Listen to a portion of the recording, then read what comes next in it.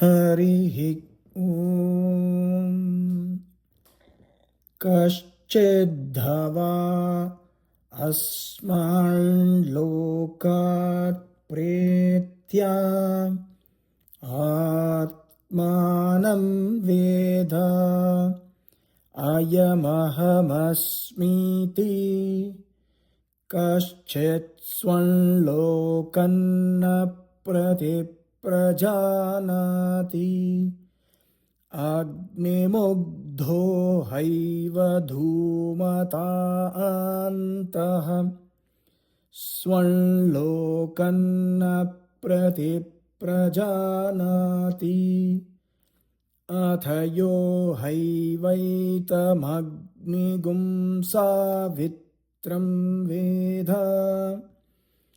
स एवास्मान् लोकात् प्रेत्य आत्मानं वेद अयमहमस्मीति स स्वं लोकं प्रतिप्रजानाति येष वुवेवैनं तत्सावित्रः स्वर्गं लोकमभिवहति अहोरात्रैर्वा इदगुं सयुग्भिः क्रियते इति रात्रायादीक्षिषत इति रात्राय व्रतमुपागुरिति तानिहानैवं विदुषः अमुष्मिन् लोके शेवधिन्धयन्ति धीतगुं हैव स शेवधिमनुपरैति अथ यो हैवैतमग्निगुं सावित्रं वेद तस्य हैवाहोरात्राणि अमुष्मिन् लोके शेवधिन्नधयन्ति अधीतगुं हैव स शेवधिमनुपरैति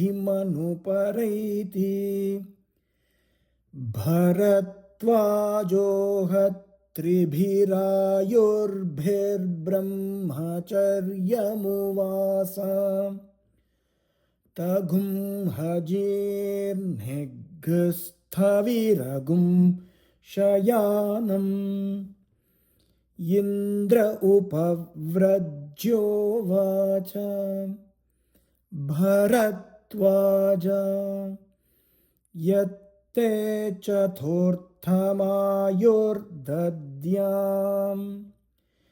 किमेनेन कुर्या इति ब्रह्मचर्यमेवैनेन चरेयमिति होवाच तगुं हत्रीन् गिरिरूपान् विज्ञातानिव दर्शयान् चकार तेषागुं हैकैकस्मान् मुष्टिना ददे स होवाच भरद्वाजेत्यामन्त्र्या वेधावा येते अनन्ता वै वेदा आह एतद्वा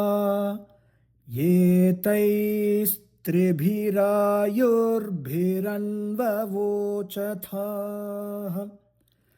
अथ त इतरदननूक्तमेव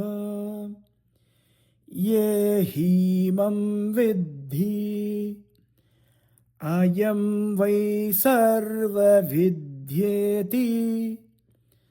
तस्मै हैतमग्निगुं सावित्रमुवाच तगुं सविधित्वा अमृतो भूत्वा स्वर्गं लोकमियाय आदित्यस्य सायुज्यम् अमृतो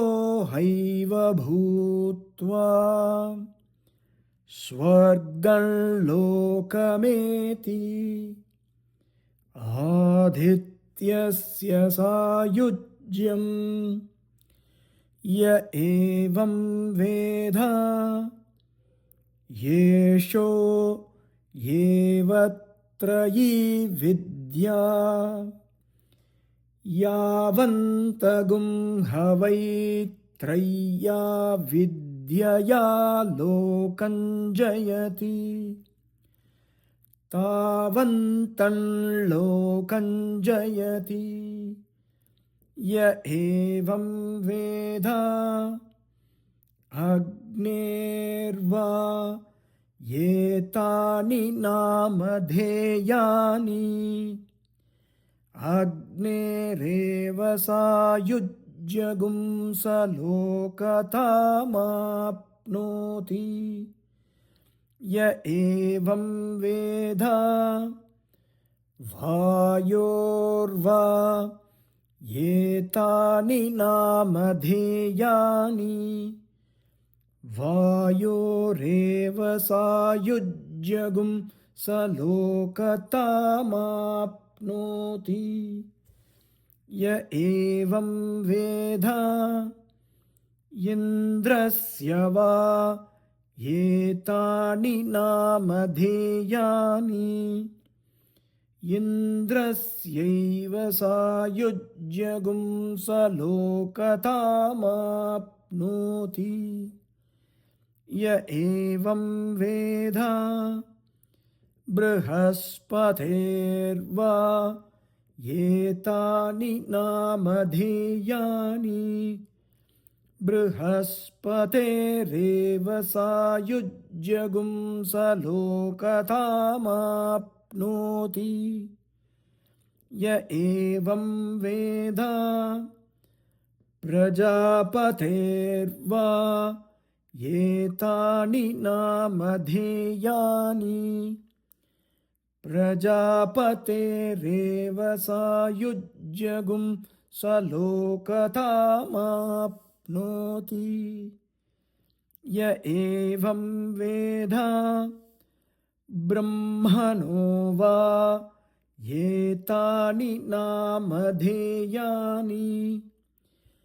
ब्रह्मण एव सायुज्यगुं स लोकतामाप्नोति य एवं वेद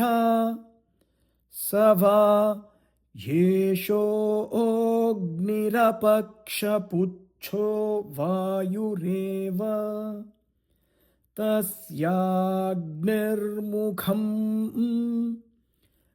असावादित्यशिरः स यदेते देवते अन्तरेण तत्सर्वगुं सीव्यति तस्मात् सावित्रः हरिः ॐ।